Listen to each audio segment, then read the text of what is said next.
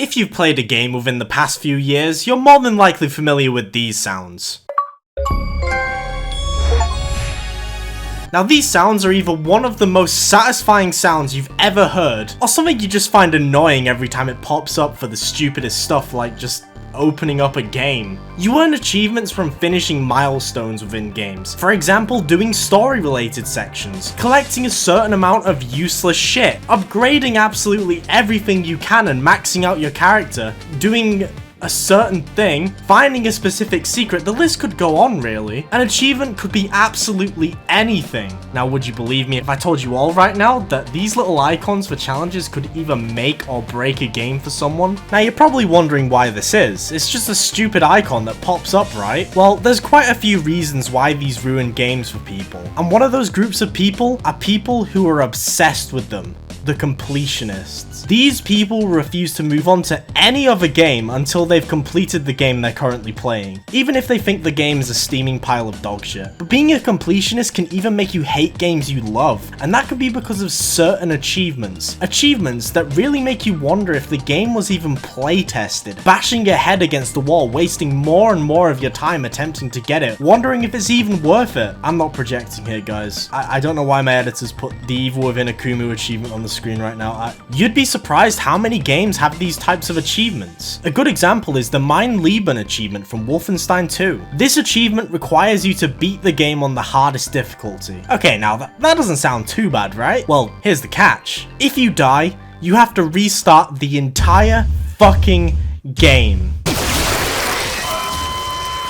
Wolfenstein 2 isn't the only game that has one of these achievements, by the way. Some of the bad achievements aren't even really challenging. Some can just be absolutely mind-numbingly boring. A lot of these are collectible achievements, usually found in open world games, where you have to collect 40,000 useless shit that do absolutely nothing. And I mean these things can be absolutely anything. Saints Row the Third had sex dolls as collectibles in its boring-ass open world. It's a good thing that Breath of the Wild doesn't have any achievements, because imagine there being one for getting all the Korok seeds. To be fair, a little PNG and a little sound would be way more satisfying than getting a literal piece of shit. Yeah, that's the actual reward. These aren't just exclusive to open world games. They can be in linear games too, usually with notes and files you find on the floor, or that one note on the fucking fridge at the start of Resident Evil Village that counts towards the achievement, and it was the only one I was missing at the time. I beat the entire game again, scouring everything, and the whole time it was just at the start.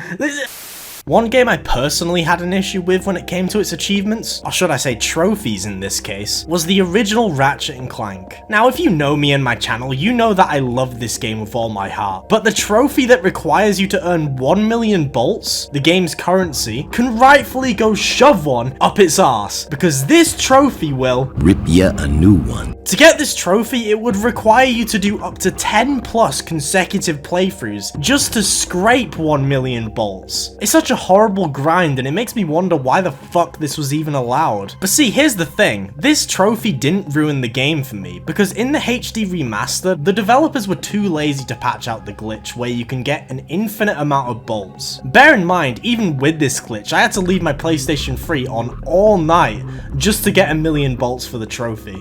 At least I got my platinum trophy, right? Yay.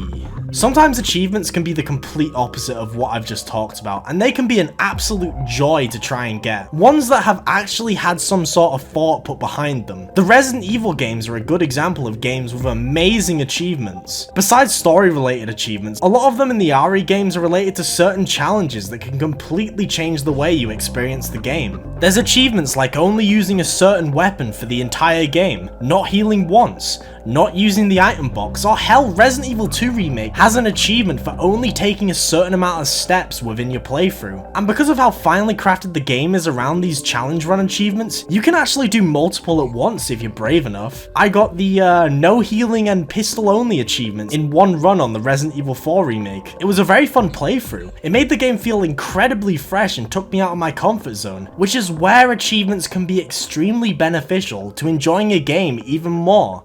Achievements can be a way for the developer to push people to try things they otherwise wouldn't do. For example, in Prey 2017, the most underrated game of all time, there are multiple achievements that are dedicated to you using different abilities you can unlock. A lot of abilities you probably wouldn't use otherwise. There are even entire side quests in certain games that I would have never done if it wasn't for the fact you get an achievement for completing them, pushing me to appreciate and make the most out of the game I'm playing even more, making you experience new things while getting a little dopamine rush while doing so. Speaking of that dopamine rush, depending on who you are, not having achievements can either make or break a game for you. There are people out there who refuse to buy any Ubisoft game on Steam just because Ubisoft are far too lazy to add any form of achievement support to the game. Meh, but there are still achievements on Ubisoft Connect. Why are you complaining, you idiot? Shut the fuck up. No one gives a shit about Ubisoft Connect. It's a pile of dog shit. Also, if I'm gonna play a mind-numbing Ubisoft open world game, I at least want a stupid bit of dopamine seeing a Steam achievement pop up from collecting 2 million schmeckles in Assassin's Creed